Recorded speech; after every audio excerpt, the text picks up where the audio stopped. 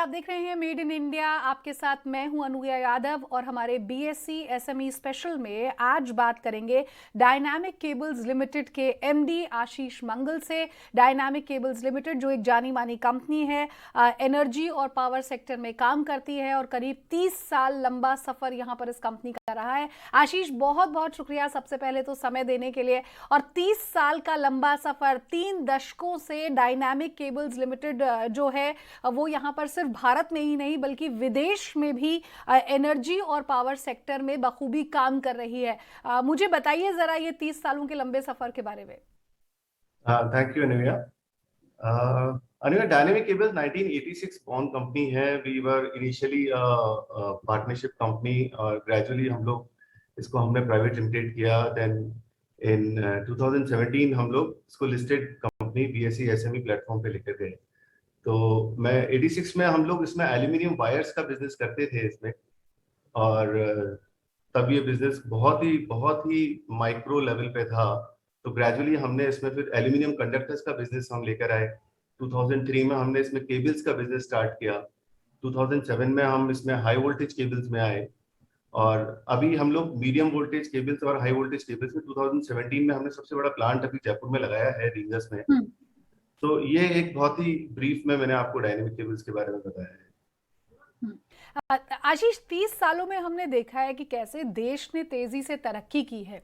फिर चाहे इंफ्रास्ट्रक्चर का मामला हो या फिर इलेक्ट्रिसिटी का मामला हो, पानी का मामला हो, सब क्षेत्रों में या यूं कहें कि हर सेक्टर में हमने बहुत बहुत तेजी के साथ ग्रोथ की है, हर सेक्टर को बदलते हुए देखा है। ऐसे में आपके बिजनेस के चैलेंजेस क्या रहे? 30 साल की बात नहीं करूंगी, पिछले 15-16 सालों की, अगर 20 सालों की बात करूं, आपने करीब करीब 23 सालों का लंबा सफर यहां पर डायनामिक केबल्स के साथ निकाला है। मुझे बताइए चैलेंजेस के बारे में, क्योंकि जब भी कोई छोटी कंपनी होती है तो शुरुआती दौर में चैलेंजेस बहुत सारे होते हैं। जी जी बिल्कुल, चैलेंजेस बहुत ज्यादा रहे हमारे साथ भी। बहुत जी, शुरू में जो कंपनी जैसे छोटी रही, तो हमको ट्रस्ट गेन करने में बड़ी दिक्कत आती थी। जैसे हम बैंकर्स के पास जाते थे तो बैंकर्स इजीली हमारे ऊपर ट्रस्ट नहीं करते थे, हमारे सप्लायर्स इजीली हमारे ऊपर ट्रस्ट नहीं करते थे, और हमारी जो ग्रोथ है वो बहुत ही अच्छी एक्सपोनेंशियल लेवल पे रही है। हमने ईयर ऑन ईयर बहुत अच्छा टर्नओवर गेन किया है। तो जब अपन बहुत अच्छी पेस पे ग्रो करते हैं तो बहुत ज्यादा फंड्स की रिक्वायरमेंट रहती है। तो जो फंड्स की रिक्वायरमेंट है, या तो हमें बैंक से पूर्ति करनी होती है या फिर हमारे सप्लायर्स का सपोर्ट चाहिए होता है। तो वो हमें सपोर्ट इनिशियली नहीं मिलता था क्योंकि हमारा साइज कंपनी का बहुत छोटा था। But gradually with time I think we acquired that faith in bankers and in the our creditors। और आज की तारीख में जो हमारे सप्लायर्स हैं, मैं उनको आज अपने पार्टनर्स ही मानता हूँ। हमारे बैंकर्स को मैं अपना पार्टनर ही मानता हूँ हमारी ग्रोथ का, जिन्होंने हमें फिर धीरे धीरे ग्रेजुअली हमारे ऊपर ट्रस्ट करना स्टार्ट किया, और आज हम जहाँ भी हैं तो उसमें काफी बड़ा उनका योगदान है। आज की तारीख में कई सारे अवार्ड्स और रिकॉग्निशंस भी आपकी कंपनी के नाम पर हैं। ऐसे में एक्सपेंशन की अगर यहाँ पर बात करें, आप लोगों ने तेजी से ग्रो यहाँ पर किया है, लेकिन उसके बावजूद आने वाले सालों में किस तरह के एक्सपेंशन प्लान्स आप देखते हैं? तो अभी रिसेंट में ही मेरा 2018 में जयपुर के पास में रींगस में हमने 2 लाख स्क्वायर फीट का एक नया प्लांट लगाया है, जिसमें कि हम 66 केवी तक की केबल्स जो हैं बनाकर और उनको एक्सपोर्ट भी कर रहे हैं और लोकल इंडियन मार्केट में भी सप्लाई कर रहे हैं। And that was quite a sizable expansion we did. और हमारी अभी लाइन में जो नेक्स्ट केपेक्स है वो लाइंड अप है another 3 years down the line, कि हम लोग एक्स्ट्रा हाई वोल्टेज केबल्स में जाने का प्लान कर रहे हैं, विच आर 220 केवी केबल्स, जो कि आने वाले टाइम में अपन देख रहे हैं कि स्पेस की बहुत कमी हो रही है। जो ओवरहेड लाइन है उनको जगह नहीं मिलती है लाइनें खींचने की। तो ये एक्स्ट्रा हाई वोल्टेज केबल्स की बहुत ज्यादा डिमांड हम लोग एक्सपेक्ट कर रहे हैं। तो another 3 to 4 years down the line ये हमारा एक्सपेंशन प्लान आने वाला है। आशीष, पावर सेक्टर के क्षेत्र में हमने देखा है, क्योंकि आपकी कंपनी जो है वो एक्सपोर्ट्स में भी यहाँ पर है और विदेशों तक में आपका कारोबार यहाँ पर फैला हुआ है। ऐसे में कंपेयर टू कंट्रीज अब्रॉड, कैसे आप देखते हैं, किस तरह का चेंज आपने देखा है खासतौर पर इस क्षेत्र में कंपेयर टू इंडिया? एक्सपोर्ट में अभी हम लोग ऑलमोस्ट 46 कंट्रीज में एक्सपोर्ट कर रहे हैं, जो कि ग्रेजुअली हमारा एक टारगेट रहता है कि हम ईयर ऑन ईयर करीबन 2 या 3 नई कंट्रीज को हम ऐड करते हैं। और उसी में ट्रस्ट को गेन करना बहुत, इसमें सबसे ज्यादा टफ जो काम होता है, सबसे क्रूशियल काम होता है किसी कंट्री में किसी बायर पे ट्रस्ट गेन करना, क्योंकि इंटरनेशनल मार्केट में ट्रस्ट जो बहुत बड़ा रोल प्ले करती है। तो एक बार हमने उसको मटेरियल यहाँ से डिस्पैच कर दिया तो उसको करीबन 2 महीने बाद मटेरियल मिलता है, फिर वो उसको 3 महीने बाद उसको यूज कर पाता है। तो जब तक वो ट्रस्ट डेवलप नहीं होता तब तक पार्टीज हमारे ऊपर बड़े ऑर्डर्स प्लेस नहीं करती है। तो आई थिंक सबसे क्रूशियल पार्ट जो था इसमें ट्रस्ट गेन करना था। जो फॉरेन कंट्रीज में जो बायर्स होते हैं उनको धीरे धीरे हमारे ऊपर ट्रस्ट गेन हुआ और ग्रेजुअली हम लोग आज इस लेवल पे हैं कि हमारी कंपनी का करीबन 10 से 15% जो टर्नओवर है अभी एक्सपोर्ट से आ रहा है, और we have a sizable trust developed in these buyers. आत्मनिर्भर भारत की अगर बात करना चाहूँ, मेक इन इंडिया एक ऐसा कैंपेन है जिसकी प्रधानमंत्री नरेंद्र मोदी ने जब शुरुआत की थी उसके बाद बहुत सारे सेक्टर्स जो हैं वो ये बात कह रहे हैं कि कैसे हमें मेक इन इंडिया को बढ़ावा देना चाहिए। आपकी company truly made in India है, मेक इन इंडिया प्रोडक्ट्स आप लोग बनाते हैं यहाँ पर। ऐसे में इस क्षेत्र में क्या कुछ और आगे करने के विचार हैं? तो मेरे को यहाँ तक याद है कि आज से 10-12 साल पहले तक हम लोग काफी सारे प्रोडक्ट्स अपने इंपोर्टेड यूज करते थे, जिसमें कि हमारा एल्यूमिनियम भी होता था, कॉपर भी होता था। बट जैसे जैसे मेक इन इंडिया कैंपेन आया है तो हम लोगों ने भी इंटरनली ये डिसाइड किया है कि हम लोग अपने रॉ मटेरियल्स को जितना मैक्सिमम हो कोशिश करके हम इंटरनली इंडिया से ही प्रोक्योर करें। तो अभी मैं जहाँ तक एज ऑन डेट का सिचुएशन है, ऑलमोस्ट 80 to 90% मटेरियल हमारा इंडिया से ही है। मेक इन इंडिया को ही हम लोग पूरा प्रमोट कर रहे हैं, और with in next 2 to 3 years I think we will be 95 to 98% will be in Make in India.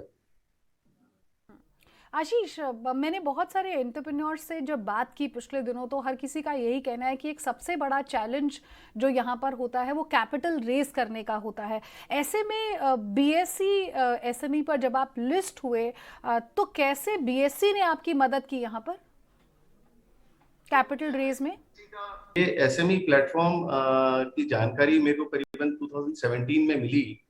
अब बीएसई के ऑफिशियल्स जयपुर किसी एक उनका कैंपेन चल रहा था, तो मैं भी उस मीटिंग में चला गया। तो वहां मेरे को मालूम पड़ा कि इस तरह का कोई प्लेटफॉर्म है, एसएमई प्लेटफॉर्म, जिसमें कि हम हमारी जैसी साइज की कंपनीज को एक ओपन प्लेटफॉर्म मिलता है कि हम एसएमई प्लेटफॉर्म पर आईपीओ ला सकें। क्योंकि एक तरफ जयपुर की जो कंपनीज हैं उस तरफ उस साइज का हमको हमारा माइंडसेट नहीं होता है कि हम आईपीओ लेकर आए।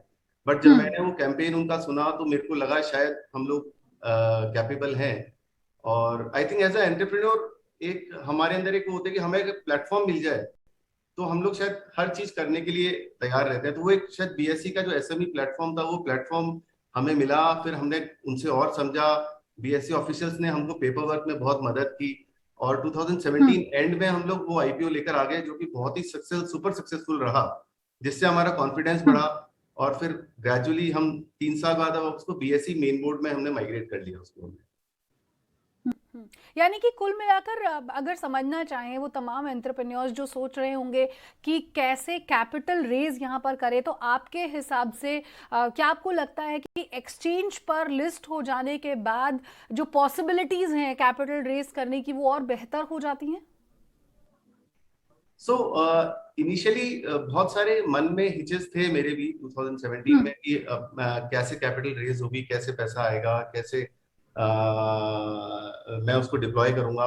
बट एक चीज बिहाइंड द माइंड मेरे एक चीज थी कि जो भी करना है बिल्कुल जेन्युइनली अपने अपने सारी इंफॉर्मेशन हमने सारी उनके सामने रख दी कि साहब ये पोजीशन है, मेरे को ये पैसा इस काम के लिए चाहिए, और मेरी अभी तक की मेरी परफॉर्मेंस ये रही है।